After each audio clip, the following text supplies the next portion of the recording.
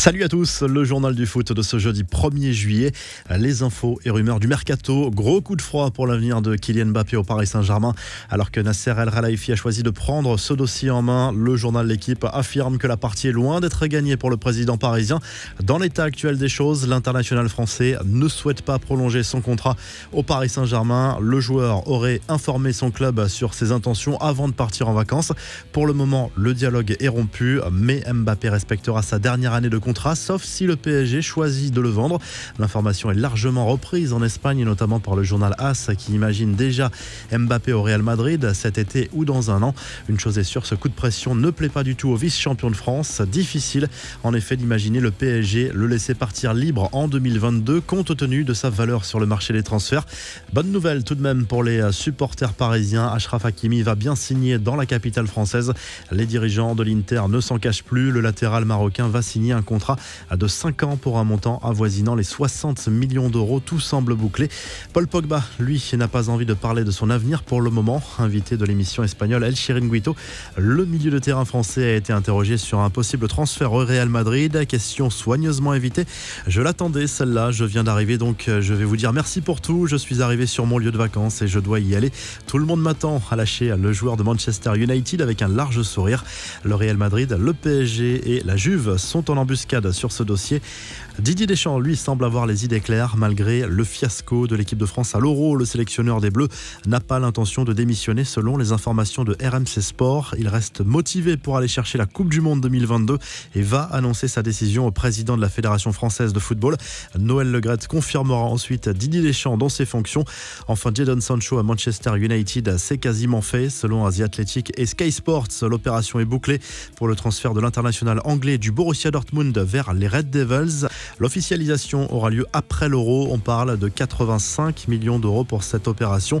Les infos, en bref, le calendrier de la Liga version 2021-2022 a été dévoilé. Le championnat espagnol reprendra le 13 août prochain pour se terminer le 22 mai 2022.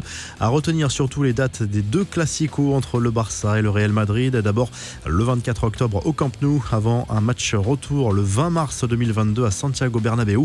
Retour également sur le scandale provoqué par Véronique Rabiot en tribune lors du match France-Suisse à l'Euro. La mère d'Adrien Rabiot a bien interpellé verbalement les familles de Paul Pogba et de Kylian Mbappé. Version confirmée sur RMC par le témoignage d'un supporter présent un peu par hasard dans la tribune consacrée aux familles des joueurs français.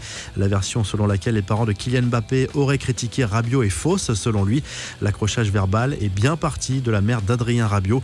Oui, Véronique Rabiot a bel et bien interpellé le père de Kylian Mbappé sur l'ego supposé surdimensionné de l'attaquant parisien, version confirmée par ce supporter présent juste derrière Véronique Rabiot. D'ailleurs, elle s'en est pris directement à ce supporter qui a témoigné lorsque ce dernier lui a expliqué que cela arrivait même aux grands joueurs de louper des pénaltys. Non, ce n'est pas un grand joueur, vous vous trompez, c'est juste un gamin qui se prend pour un grand joueur, aurait répondu la mère du joueur de la Juve. Enfin, Zinedine Zidane n'a rien perdu de sa technique. La preuve en image, l'ancien coach du Real Madrid a prouvé qu'il avait encore de très beaux restes lors d'une partie de football avec ses fils et ses proches dans son complexe de foot à 5 à Aix-en-Provence. Roulette conduite de balle, feinte de frappe, Zidane est toujours au top à 49 ans.